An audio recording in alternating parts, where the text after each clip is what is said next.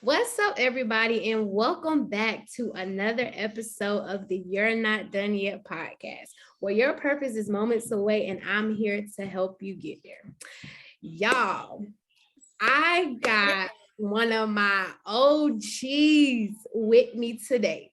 One of my OGs. I've been knowing this young lady for about 6 years. We interned together, and even outside of interning, we built a great relationship. This is my girl. And today we're talking about business. We're talking about transitioning to corporate America as an African-American woman. We getting into it today. So without further ado, I want to introduce Miss Jourdan Clark. Jourdan Clark, Hello. tell us about yourself, girl. Hey. Hi. Listen, y'all, I absolutely love GGG. Is my girl. She's been my girl. Ain't nothing changed. This girl done built me out a lot. So I am more than appreciative and honored to be on the podcast. So like she said, my name is Jourdan Clark. I am a California native who loves to travel and hops all around because I'm in my third state in the last 6 months. So hopping. But career moves, entrepreneurial efforts, philanthropist, and just a proud Black woman. So I'm so happy to be here. Yes, and we're so happy to have you. So I really want to get into glaze skincare. Oh, Lord. Tell us, because this podcast is all about purpose. So tell us, where did you get the idea? Where did you get the notion to say, hey, I want to do this?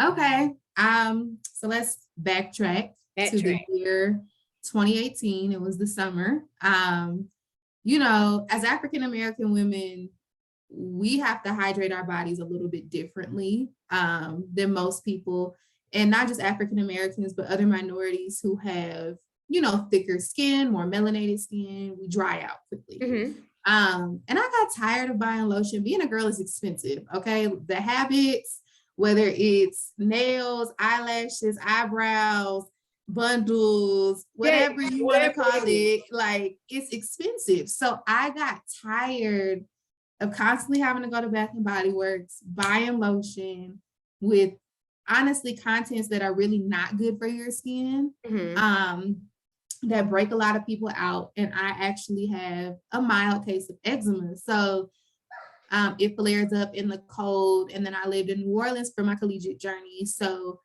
New Orleans has hard water. So it was already dry. So I was just like, you know what?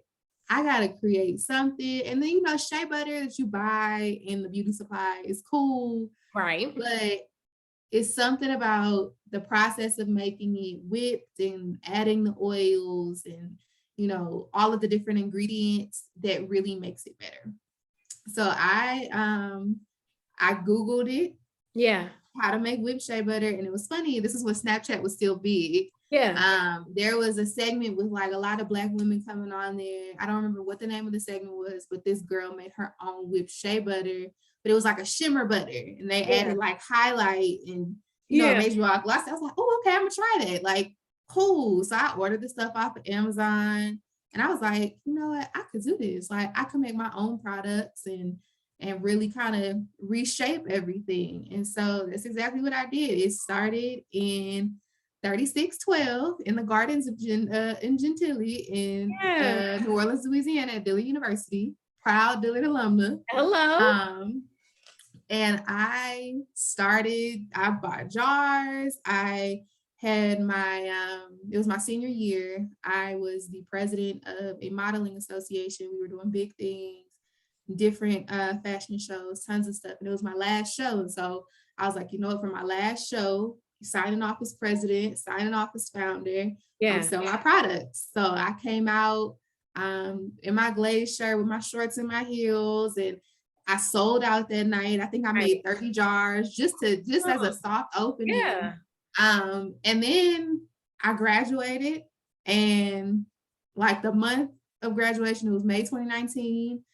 I had like a lot of people, buying stuff, and then I hit a ditch. Like, I mean, maybe 1 or 2 orders a month. No movement.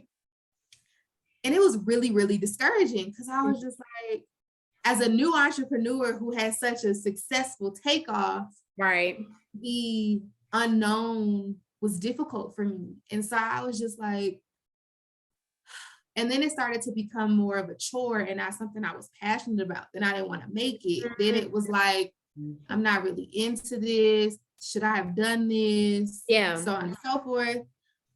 Until one day, I was still living with my parents at the time. I had just graduated. I didn't want to come home. That's a whole nother story. I did not want to come home. I didn't want to move back to California. I wanted to stay in New Orleans or go to Texas and, you know, thrive, like go live life after college. But that just wasn't God's plan for me yet. So I went home, readjusted, so on and so forth. And so all of my glaze materials were in like the plastic bins. So they were in the side in my room. So my mom came in my room one day and she was like, you know, God told me to tell you. And she was like, figuratively and literally, do not let your dreams die in a box because it's uncomfortable. Yeah. And so I was like, what you saying? What you mean? Like, and she was like, if blaze is what you want to do, get up and go make it. Like, treat it like it's the thing you love again. Mm-hmm. And so for me, I was like, okay, all right, I'm gonna figure it out. Yeah. So fast forward, went back into it, started getting a few more orders. It didn't pick up immediately, but then it picked back up, and then the pandemic hit. Mm-hmm. And it's funny how God works. Yeah. So I was ordering all my materials, stuff like that. And then I really kind of started to transform packaging and how I wanted to do that. You know, I'm still, you know, figuring it out in beginning phases. And there is a packing company that's fairly affordable for entrepreneurs. It's called UPack. And I literally lived 10 minutes away from them. Oh, so wow. I didn't have to ship my materials. I could just go pick them up. Right. So that was a cut of cost. All of my bottles and jars came from downtown LA. They just I literally ordered them Tuesday. They were to me by Thursday. Like, that's just kind of how the process works. So I was just like, oh, okay, this works. Like, and I want to say the months of April 2020 through maybe November 2020, I had phenomenal months. Like, it had to do with a lot of racial injustice. I did a lot of sales. I donated and got some people out of jail during, you know, protests and things like that, just because I have a responsibility as an African-American woman, as well as an entrepreneur, to withhold the right to say, you know, this is wrong. Or for example, like George Floyd's death to me set the world on fire. And so I was like, all right, how can I as a company and me as a woman rise up above this? What can I do? And so, you know, I still had to work a 9 to 5 every day. I was in grad school for my master's that I now have. Thank you. And I wasn't able to go out and protest and things like that. And I had to sit down and explain to my company, you know, what it felt like to watch that or hear that news, being that I have a Black brother who's 6'2" and 14. Right. So, you know, it could have been him, God forbid, and he's covered, thank God. But it's just like, you never want to experience that. So had it, and then boom, I think I was in school, I was making glaze, wasn't going out. Like I was focused. Mm-hmm. And then the burnout hit. Yeah. And it hit. And when I say it hit, I mean, it's like, if you've ever watched, you know, Looney Tunes and you see Wile E. Coyote and the bricks just fall on him, that was me. Like, it hit. And I was like, I don't want to do this anymore. Like, I'm tired. I'm exhausted. And I was spending tons of money. Stuff wasn't being bought. Coming up with all these new scents. Buying label, like all this unnecessary stuff. And I was just like, I don't want to do this. Like, I'm tired. Yeah. And I was like, nah, Joe, just push through, girl. Like, you got this. It's just a moment. You know, it's imposter syndrome. No, baby, I was burnt. I was burnt. And so April came and I made the executive decision. It was April 2021. And there was some, my friends were not happy. They were like, you gonna make us go buy lotion? Like, what's wrong with you? Like, everybody's spoiled. That's all I'll say. And so, and there was funny because one customer actually, I announced not necessarily a departure, but I was taking a hiatus. I was like, I need to take time for myself to, get back together. Hopefully it's only 2 months. It could be longer. I genuinely just don't know. Right. And so it was longer. I tried to come back at the end of the year. Still didn't feel right. And I came into the new year, different perspective, a lot of different changes career-wise. Right. And I finally was able to sit. And so I was like, all right, how do I want to restructure this? Do I want to restructure it? Yeah. Am I going to close this down? Like, that's what I'm asking myself. Yeah. And so Glaze will officially be back March 1st. The website will reopen. And then all of the new scents drop on Friday of this week. So super excited to be bringing it back. I literally posted an announcement on social media maybe like a couple hours ago. It already has over like 3K views. People are like, because they read.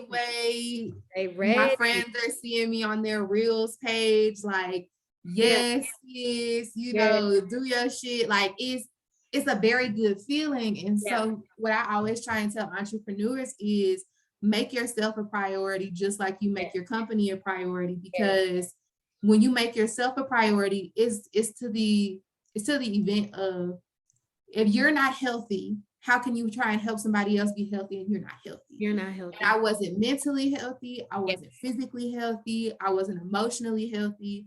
So it was like, I'm trying to do something unhealthy. Right. And I can't. And, I come from a long bloodline of women who cook. So I've always used my grandmother and my mom's, motto of, if you don't feel right, don't put your hand to that pot. Like, don't cook because it's not going to turn out right. So, my mom got me into a lot of the practices of, okay, pray over your business before you start making the shea butter. Get into the mindset of having an assembly line and doing things decently and in order. And I owe God everything. Like, I am not who I am without him. There's no Jourdan without his presence, his immeasurable power. Like, there's been times where faith has withstood the test of time for me. Yeah. So Glaze is my baby. It is something that I am very proud of. It's something that I hold near and dear to my heart. We were featured on Voyage LA magazine last May. And that article is still up on my Linktree via my page. So, anybody can read it if they want to. But it's a good feeling to know you created something that makes a difference. Yes, it is. Super. And then one thing that I want to touch on too, walking in your purpose, it has a lot to do with accountability, right? Oh, for sure. So as an entrepreneur and as an individual, you held yourself accountable, and you were like you said, I'm not going to put my hand to that pot because I don't feel it. You know what I mean? Because I don't feel it. It don't work. It don't work. And there are many entrepreneurs that still try to make something work. Even it's dead. It is dead. Like at this point, because if you don't believe in your content or you don't believe in the products that you're pushing out, why as a consumer am I going to believe it when you gave up? For sure. And that's true. But that's the thing that, it's funny because there's this, I cannot remember the name of this brand, but there's this, he's a fashion designer, he's a Black man, and he uses his mother as his model. And so they've been in the New York Times, all over social media, like being acknowledged. And so he was like, nobody else wanted to model for me, so my mom did, and she's taken the world by storm. So it's like, you started there. I didn't have a ton of models. Like the most recent Glaze shoot I did was with my girlfriends and my cousins, and they were like, yeah, we'll show up for you. No problem. And I was, my cousin shot the picture, like my cousin shot my first glaze pictures, and then I had a friend shoot the next set, you know what I'm saying? And then I market the hell out of myself, like, I don't care if it's bikini season, winter season. I got some type of video showing this is how you put it on. Right. This how it lasts. So for me, it's more so what can you do differently? Right. And so, a lot of my designs, names, things like that were too junior. And so to the point of holding yourself accountable, it wasn't just me though. Like it was my group, my village too, to be like, yo, you're not doing what you're supposed to do, or you're looking at this as a chore and not a blessing. And you negated the fact that your blessing is in front of you. You're asking God for extra resources when he's already given you what you needed. And so I was like, okay. Like, it's the uncomfortable. Yes, the thing that you don't want to hear. When you don't want to hear it. For me, it was, Jourdan Imani, you have more purpose in you than you're allowing yourself to show. Come on. So I had to hold myself accountable, because if I didn't, I would not have recognized the next steps I had to take. Yes. Things that were necessary. And it always comes into play when you ask yourself, what do you want to do next? Like, what is your goal? And if I could tell the girl who graduated, who went through post-grad depression, who didn't know it was going to look good, and the 25-year-old now, it's like, baby girl, you ain't got no idea how blessed you really are. Hello. So it's a very good feeling. It's a very good feeling for that. And I'm so happy for you. And it's crazy because the funny thing about purpose is it's like you can try and stray away from it as much as you want to. As much as you want. But it does not work. It's the thing that it always stays on your mind, whether it's in the back, whether it's in the front, whether it's on the side. It don't leave. It's always like you could go pick up something and try something new, but this moment you try something new, you start to lose the love for it. Like, why am I doing this, girl? Like, girl, I don't even know why I picked this up. Like, what is this? Or it was because everybody else was doing it. You get what I'm saying? And so when you run back to what you were supposed to be doing, now it's like, okay, I have to just trust that and faith that everything is going to be provided for me because I let it go. Yeah, for sure. I was like, and it's not easy either. And see, that's the thing that I think that people forget. Like, I'm a team expanding. Okay. But I've been a team of one for a long time. Fortunately, I have my siblings to help package things for me. I had help shipping stuff out. But I was a team of one. So it was never just, okay, well, I'm my customer service center and I'm my postal service. I'm my designer and the package and procurement. I'm the developer. I'm the scientist. I am making sure this oil doesn't burn. I'm making sure this one doesn't dry you out. Like, and I'm grateful because I'm telling you, God prepares you for the things unseen and hoped for. Because I was not good in math when I was a kid. Like it just wasn't my strong suit. But the subject that I have always been great in is science. I've always been great in science, and more importantly, human anatomy and physiology. So I know how the body works. We have multiple layers of skin. So it's like, if you hit the dermis, if you hit the epidermis, like, is your stuff penetrating or is your oil sitting? Like, I'm talking to people, Black people are famous for saying, what, I use cocoa butter or Vaseline. Vaseline. That's it. All the two things you got. You might get a few people who use Jergens. You might get a few people who use Aquaphor. But if it's not cocoa butter or Vaseline, people look at you crazy. Like, and so I had to explain to a lot of people, because like my friend had eczema, but it was undiagnosed until I was like, you need to go get it checked. And so she was like, I'm glad you told me, because my skin was dry. And I asked her, I said, what are you using? And she was like, cocoa butter. And I was just like, it's 75% water. It's no cocoa. There's no cocoa butter. So your skin is dry, honey. Right. Like there's nothing in it. And so she was like, oh. Yeah. But it just goes back into some people just don't know. Yeah. And I so go ahead. Oh no, you're fine. That's the important part. Like, is knowing your gifts when you're ready to use your gifts. Yeah. But see, some people, and this is the thing that I had to learn, because for a long time I used to cry out to God, like, God, what is my purpose? Like, please tell me what my purpose is, what I'm supposed to be doing. Like, please, like I'm pleading. Yeah. Gigi, I'm like, yeah, I just want to figure it out. Yeah. And so it was just like, I have always been a helpmate. And it's not just in relationships or friendships. Like, I just genuinely like to help people. Yeah. And so it warms my heart. It warms my spirit. It gives me a sense of pride. And it's something that I'm innumerably passionate about.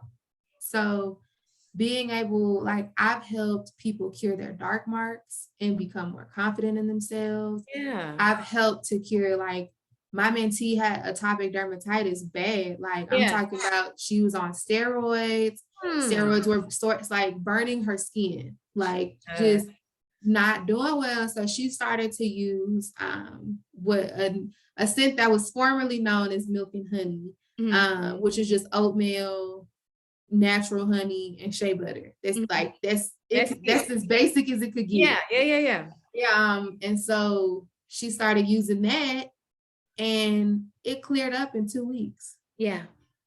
And I bet so, like, hello.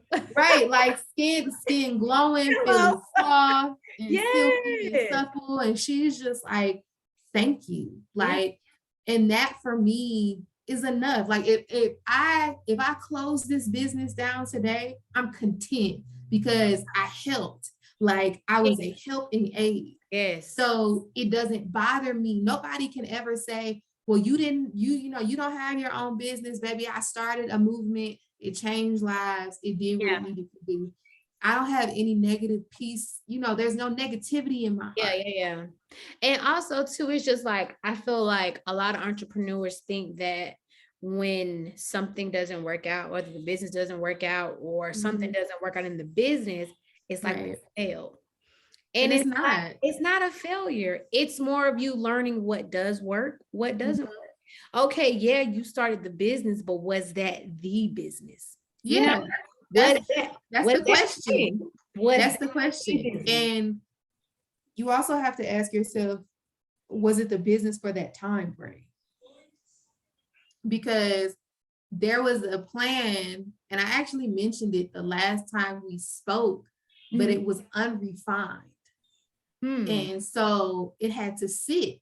And so it bugged the crap out of me. I was just like, I'm supposed to be doing more with this. So I am also, among many things, I am an inaugural Femme Forward mentee, meaning the Femme Forward movement with Live Nation, which is minority women, entrepreneurs and things like that. Out of thousands of girls, I am one of 200 women selected in the inaugural class. So I actually, thank you. So I actually, my mentor is the senior vice president of Sony, Alicia Felix Hewley. And so she and I, we were having a conversation. And so we just have a lot of like different values that align. Like, we're both first generation students. Her journey was unlike many. She was going to nursing school, realized she didn't want to be a nurse, took a temp job, and has catapulted and is now a senior vice president.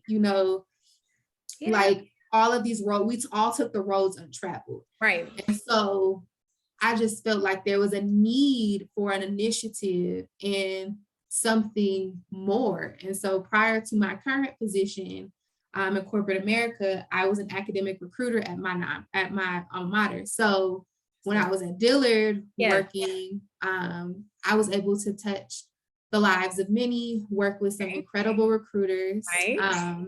An incredible team at Dillard, an incredible group of recruiters in the HBCU workforce. Yeah.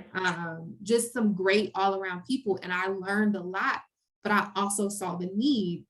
And you are the only person who knows about this. So this is an exclusive for you. But I have officially initiated my nonprofit called the Impact Project. Awesome. I will be announcing it on my birthday. It's one of the many things that I will be announcing because we don't launch until May. But it is something that I hold to a high standard, and here's why. So basically, the purpose of the Impact Project is to connect current or recently graduated college students with high school seniors going into college. Okay. And teaching them the things that they wish they knew. Okay.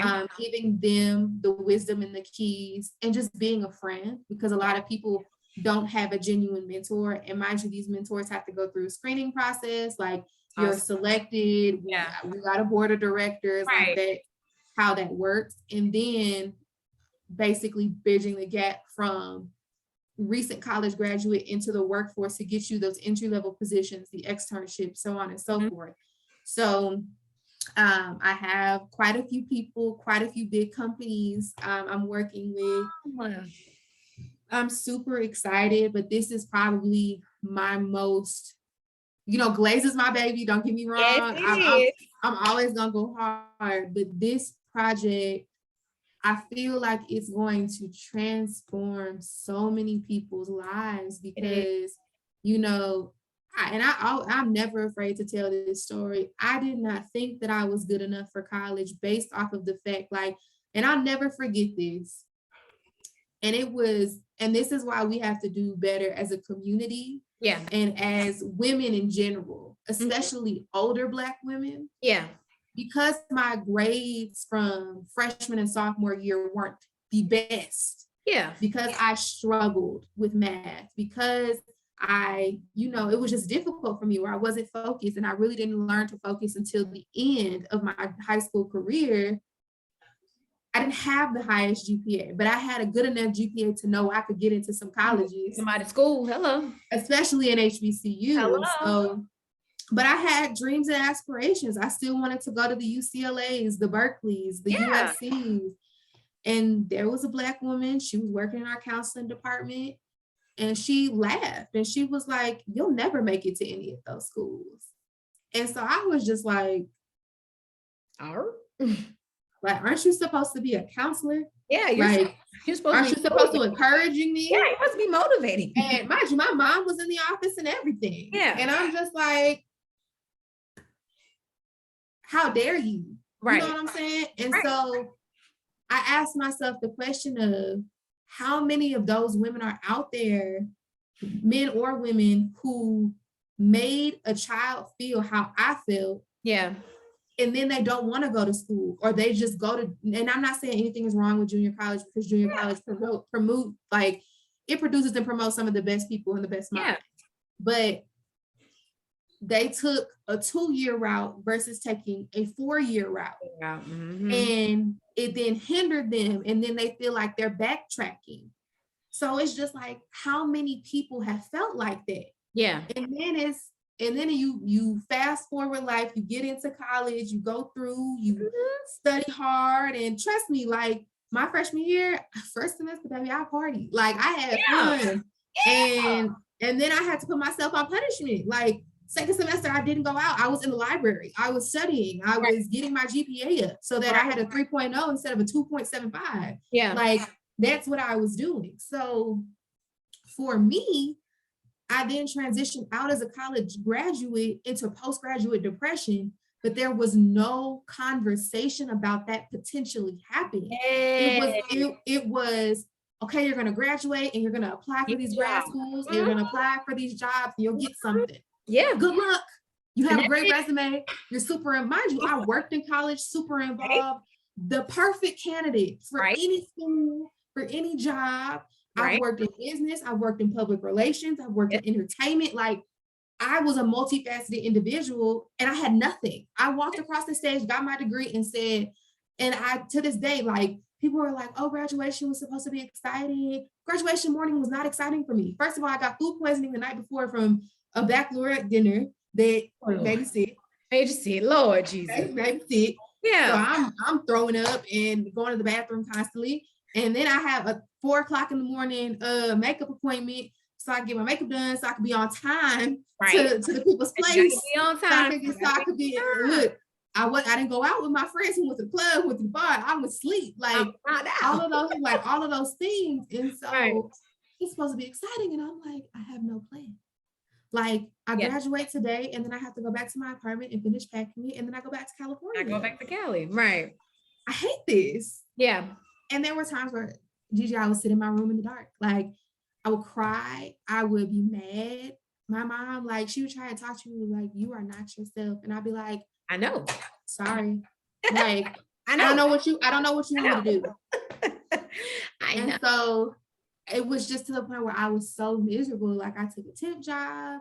I was just like, oh, like it was just too much. Yeah. Yeah. And that's that I want to touch on too, because me and you both went to school for communications, public relations. We interned together for, we were entertainment interns. And that's honestly what I'm doing for another episode, talking about postgrad. Yeah. And that journey was one in its own. Hello. But I just remember feeling the same way you felt. Mm-hmm. Well, I'm thinking, okay, 2018, graduating from FAM, I'm a PR major. Like I'm about FAM alone. Listen, I'm about to set, we're finna take it on, I'm finna set it by storm. I'm finna move to Atlanta. I'm finna get my knees in the game. Look, got so much entertainment experience from being interns at different places. I'm finna get my feet. Yeah. I'm finna get my feet in the mud. Nope. But that wasn't it. But like you said, had the best resume, some of the greatest experience, some of the greatest internships.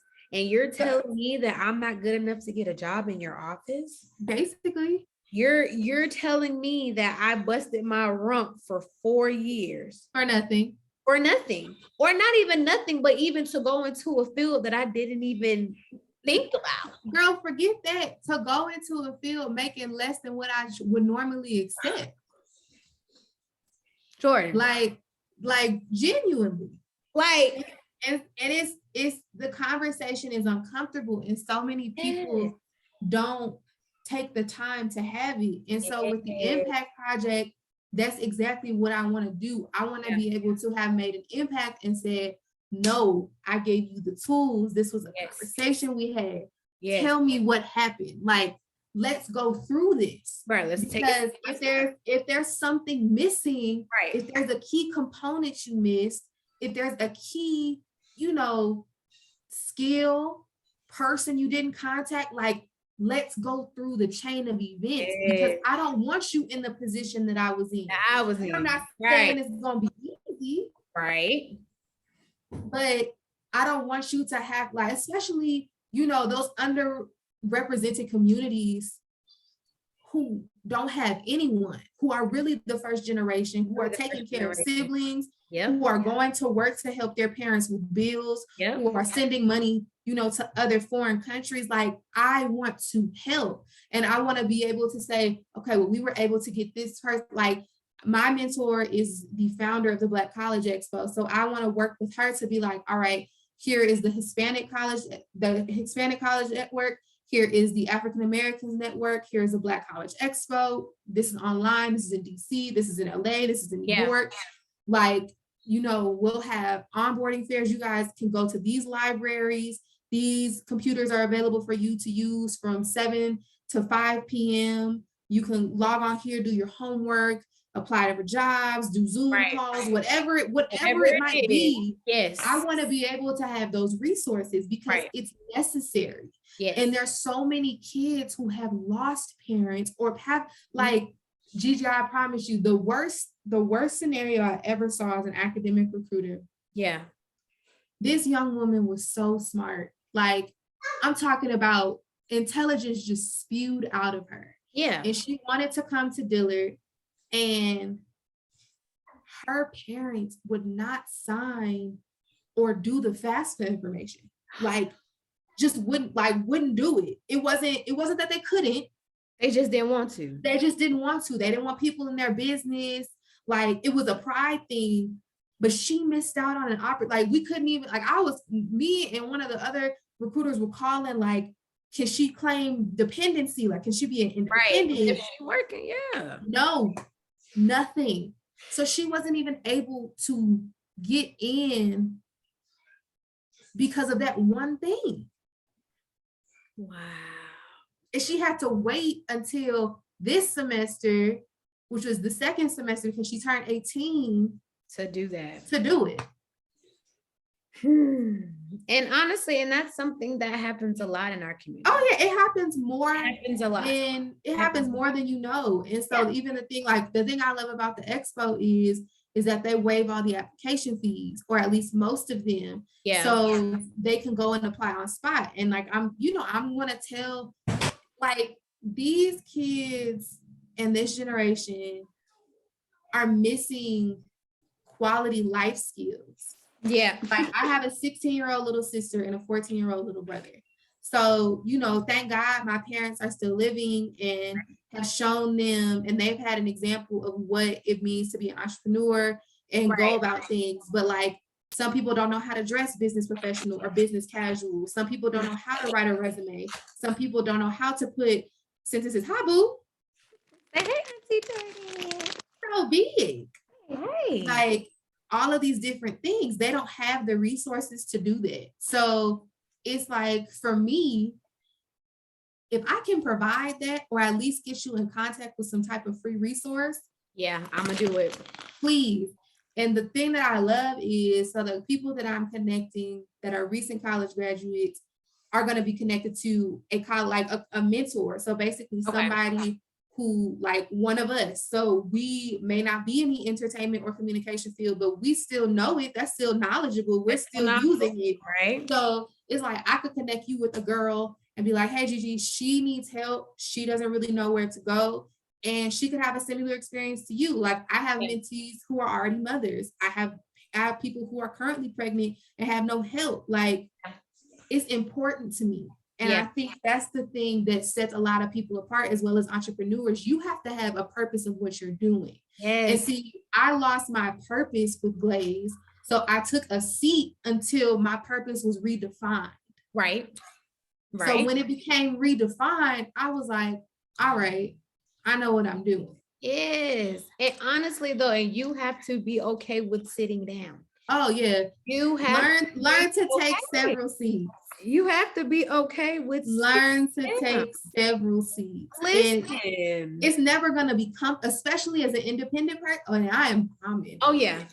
Like bad. So for me, it was all right. Mm-hmm. Okay, God, I hear you. Sure. Yeah, like whatever. Like that was me. And then you get, it's like, it's funny. I always use the church as an example. When you're not doing right in the church and you are in high authority and the pastor sits you down, that's not the pastor just sitting you down. That's God too. That's God. So you have to know that you're the church wherever you walk. The church is not just a building. Right. The church is wherever you walk. So I had to be sat down. I had to be worked on. Yeah. And I'm still getting worked on. Yeah. And God will remove you to reveal and expose something greater. Yes. And honestly, girl, like that's how I felt, like, especially like when I found out that I was pregnant. Right. Who couldn't do nothing. And I'm just like, well, Lord, like, why are you putting me through this? Like, I didn't ask for this. I didn't want to do this. Through this. But it's not giving. It's not giving. But in that process, though, like you said, I had to be healthy.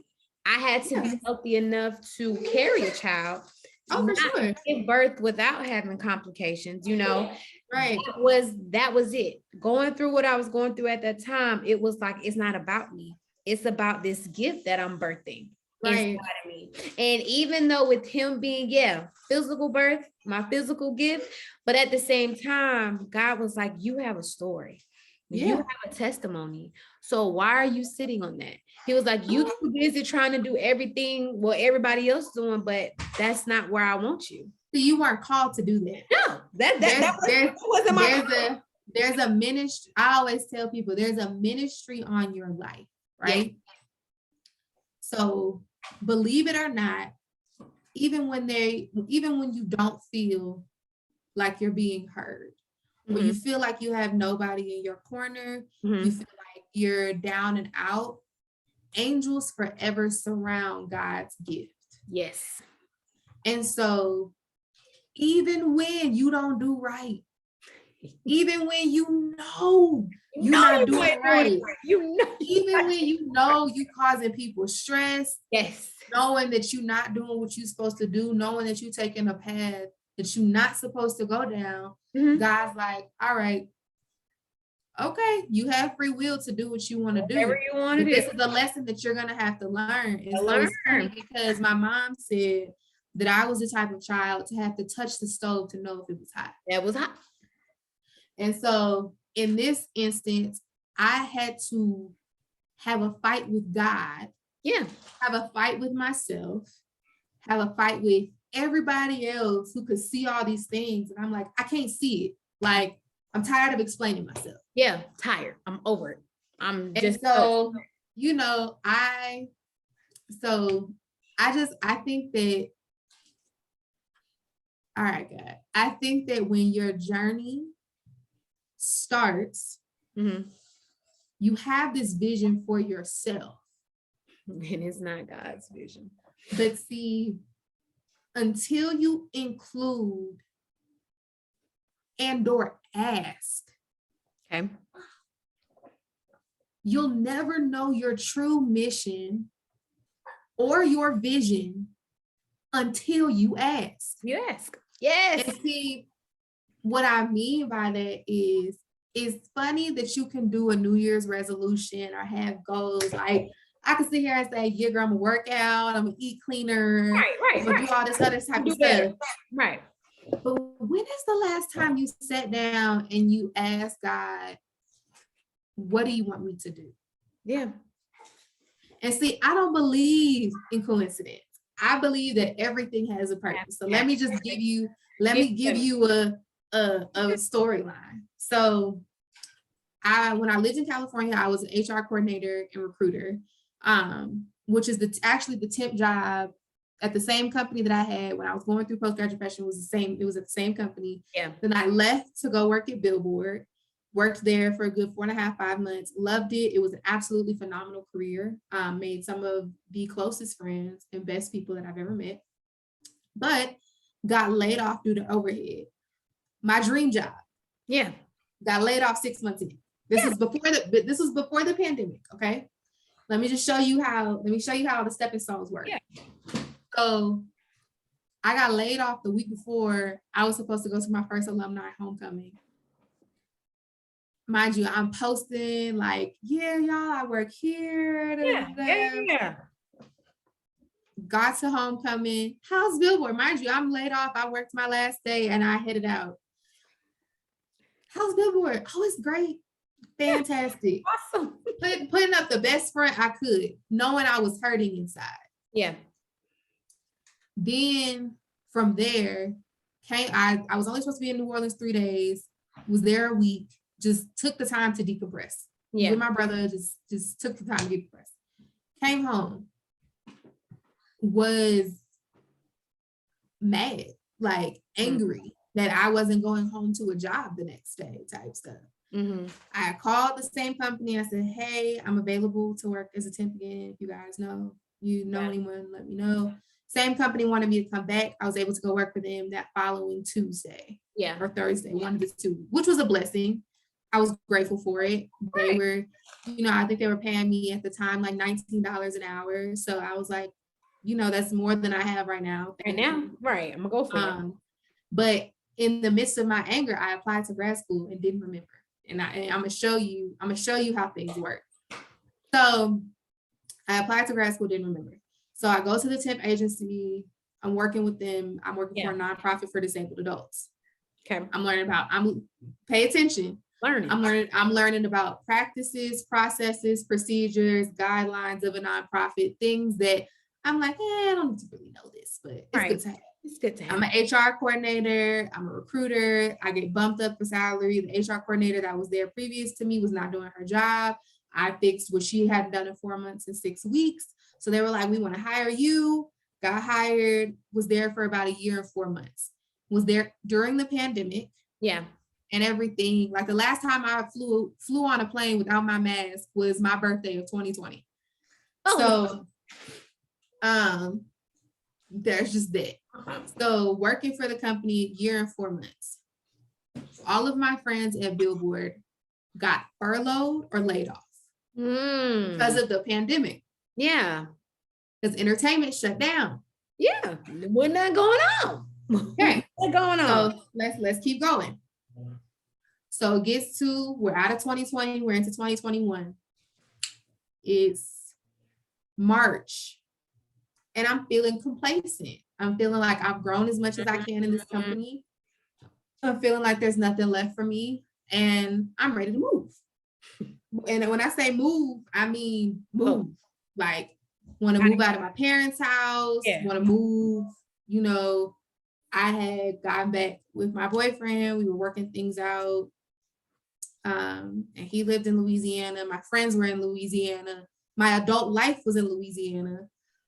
And I was like, I'm moving back to Louisiana.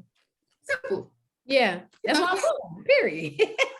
And fought with my dad. He didn't see the reasoning. Because I love Louisiana, I love New Orleans, I love the people. That's always gonna be my home. But there's no market out there. Like minimum wage is low. So it's hard to get jobs that make an innumerable amount of money because the market structure is terrible. And that's not any of the citizens' fault. That's the government's fault. Right. Because they just do New Orleans dirty. But that's another story for another day. So I'm fighting with family. I'm fighting internally. I'm like, I'm talking to my best friend. I'm talking to my boyfriend. He's like, don't move down here for me. We're good regardless of where you're at. Right. Like, this ain't about me. This is about you. And I'm like, nah, like I need to move. So I moved. Yeah. I shipped my stuff. I, sold my car out there, got a new car when I got to Louisiana. Like I had some money from my job. They gave me severance. So I took that and whatever else I had left, like I just went and did it. Right. I went and did it. And I moved in with a friend. Stuff happens. Like, had a false positive case of COVID. Like, tested positive, then took 2 tests after that, was completely negative. So I just think the test was rigged. Very so. Very much so, because it was a cheap, like it was one of the tests at the school clinic, one of them cheap ass tests. So I was like, I really didn't need this, but fine. Mind you, had to quarantine through my master's graduation. Didn't even get to walk. Yeah. And I was upset, but my thing was, I don't want to put anybody at risk. I'm still gaining my strength back. Right. I'm good. Right. And even then, my dad was just like, you should just move back home, take the rest of your money you got, and figure stuff out. And I was like, Daddy, respectfully, I got to do what I got to do. Right. Respectfully. Right. And I ended up getting my first apartment. I was excited. I bought my bed. I bought stuff. Like, it's your first apartment. You like, oh, right. 4 days. 4 days. Yeah. Oh, wait, let me backtrack. I missed the part. So it's July of 2021. Yeah. I had to get my braces off. Got my braces off in California, came back. Yeah. Got stranded in Denver. No. got stranded in Denver, had to spend the night, and then I flew back to New Orleans. Okay. Yeah. That's a very key part of the story. So back to my apartment, moved into my apartment in August. Got everything, was content. I was 4 days in. Yeah. Hurricane Ida hits. So I have to dump out a suitcase. Yeah. Pack up a suitcase. I left work early, drove to Houston, made it before the traffic came, made it before the gas was gone. Like, Yeah. got back to Houston, stayed with my best friend, was there for about 2 weeks, left my car at my other best friend's house, flew home to California for a week. And then when my power came back on, because the power line, the main power source, fell into the Mississippi River. It was gone. Yeah. I was without power. I was out of my apartment for basically a month. They came and cleaned out my refrigerator, thank God, the day that I left. Yeah. So there's all this stuff. So I'm like, I don't know if I have a job to go back to because there was a lot of uncertainty there. I was working from home as an academic recruiter. Yeah. Didn't know what that looked like. Yeah. This is my first hurricane as an adult. I've been through hurricanes, while I'm a student, but not as an adult. Like as a student, you're not required to make a plan. Right. The school is. So the school is. So Right. I'm doing this by myself and I'm just like, and then I'm at the point where I'm like, I'm surviving, but I need more money. I ain't making it. So I applied for some remote jobs, got those offers, but my mom sent me the job that I currently have now. And so I applied. Yeah. And it's HelloFresh. It's the #1 meal kit company in the entire nation. Entire world. I use it. I'm sitting here like, these people not gonna call me, but Yeah. I'm just gonna try. Yeah. Like, and if it don't work, then I still have the other offers. Right. Right. Got one offer. It was for a recruiting firm in Dallas. Texas was always on my vision board in Dallas. So I took a $12,000 pay cut when I took my job at Dillard. And to some people, they're gonna be like, she is crazy as hell. Like, what are you doing? Yeah. That don't make no sense. You making 48,000 and you went to 37? Girl, like, don't make sense. Then, so the Dallas job, the Dallas job offers me 42. So that's better than where I was at, but it's not enough. Right, it ain't enough. I applied to the position at HelloFresh, and this is going to show you how faith works. They offered me the position. They said they needed an answer by Friday. It was Monday. I applied to the HelloFresh position Monday afternoon. They called me Friday. They're like, hey, Jourdan, we wanted to know if you had a decision. Hey guys, I'm going to have to turn you guys down. I appreciate the offer, but I'm taking another position at another company. Yeah. Oh, what company is that? HelloFresh. Okay, well, congratulations. That's big. They should be honored to have you. Yeah. Mind you, hadn't interviewed, hadn't done nothing but sent the application in. Speaking.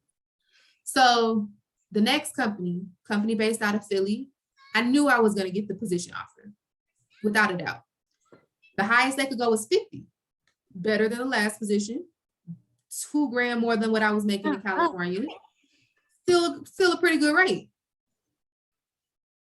Interviewed with them, started to interview with HelloFresh, so on and so forth. They needed an answer by Friday. Hey, Jourdan, we wanted to offer you. We're excited. We just wanted to, see. Thank you guys so much for the offer. I would love to work for your company. However, I just received a better offer from a company that I really want to move forward towards. Oh, what company is it? HelloFresh. Mind you, I think I'm only in my second interview. I went through an intense interview process. It was 4 interviews. Been there. So now I done turned down the other 2 options I had. Yeah. Done turned them down, said, no, thank you. I'm good. and I'm working at Dillard. Yeah. And I'm like, what if they don't offer me? Yeah, well, they don't like that, like that was the devil, like, they not gonna offer you a job, girl. You stupid. Like, come on. And so I started leaning on my favorite Bible verse, which is Proverbs 3:5-7. Trust in the Lord with your own heart, lean not on your own understanding, in all your ways acknowledge him, and he will direct your paths. So I started to lean in, and I was like, God, you said whatever I asked for, I have. I thank you for my position at HelloFresh. I interviewed with them in a week's time frame. Friday, driving to my boyfriend's football game because he's a football coach at one of the local high schools. Yeah. Phone goes off. Uh-oh. Hey, Jourdan, this is such and such from HelloFresh. How are you? I'm great. Thank you for calling. How are you? I'm doing well. In my mind, I'm like, okay, girl. What you got going on? What is it? Well, I just wanted to end the weekend off with a good note. So I just wanted to send you a congratulatory call and, formally offer you with the position to be a talent recruiter with HelloFresh. Girl, I put her on mute and I started shouting in that car. You hear me? I was like, God, thank you. Thank you. Mm-hmm. Thank you. Okay. Thank you. Yeah. And so I'm like, thank God. Like, all right. So I'm excited. Yeah. I'm going crazy. I'm calling my family, my best friends, like, y'all, you're not gonna believe this. Da-da-da-da. Got the job. Then I have to tell my current job that I built friends with, built rapport with, love them, still love them, will always recruit in any type of way, shape, or form for Dillard University. It's just 100%. Told them and let them know, like, hey, here's my formal resignation. So then HelloFresh calls me the next week and they're like, okay, we want to run down everything we're blessing you with. So relocation, upwards of 5 figures, 75% off meal prep, like insurance, like I'm talking about just dropping boom, boom, like dropping it. And I'm just sitting here and I'm bawling. Yeah. Do you hear me? I'm just like, I could not be more thankful. Yes. Because that salary number was way up than what I was being offered. So I'm just like, God, wow. Like, and I'm disbelief at this point. And it went fast. Spent Thanksgiving with my boyfriend's family. Next day, I was flying out here to look at apartments, got an apartment. Next day, bought furniture. Next day, back in New Orleans, finished packing, shipped my car, shipped my stuff. Yeah. Was on a plane here. Yeah, doing it. And so now I'm about 4 months in the position. And so I have this great relationship with my boss. And so we actually had this conversation today. And she was just like, you're so creative and you add on to this team. And mind you, it's just the two of us right now, but she was like, you add perspective and I'm your teammate and I'm here to help you. Yeah. I'll check in on your mental health. I'll make sure you're like just where you want to be. And so I sat back and I said, if I ever need an example of using my faith, if I ever need an example of taking the road less traveled, if I ever need an example of seeing something happen for me, even when it feels like it won't. It won't. Hello. I'm living in my testimony. Yes. 100%. There has never been more of a time such as this. Like I'm living in what I was called to do. Yeah. And the thing that I try and remind entrepreneurs and people who ask me questions about entrepreneurship are just how I manage to keep my head above water. Don't think what I have is easy, because it's not. Yeah, because I pray, I cry, But notice that without works, I wouldn't be here. I didn't just get the job off of faith alone. Like I was equipped. Yeah. And the reason was that I was equipped was before the positions that I had prior to equipped me for that. But I did see it until it all came together. Right. And that's the things people you only see the end result. You don't see how blocks were already laid. The foundation was already laid for me to get there. You don't see that. You don't see that. But Jourdan, I just want to say thank you so much for hopping on here with me. Of course, baby girl, I really appreciate it. This episode is powerful, and I pray that it touches everyone who listens to it. Don't give up.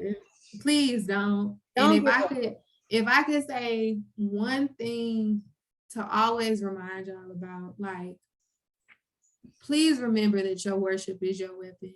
Like, there are going to be times where your face is cloudy from the tears. Yep. You're going to be frustrated. You're going to want to throw things. I've done it. I've broken shoes. I've broken glasses. I have cried out. And you have to remember that God will never leave you nor forsake you, even in the midst of tragedy, loss, anything. He'll always provide. But make sure you're present enough to say, God, I hear you.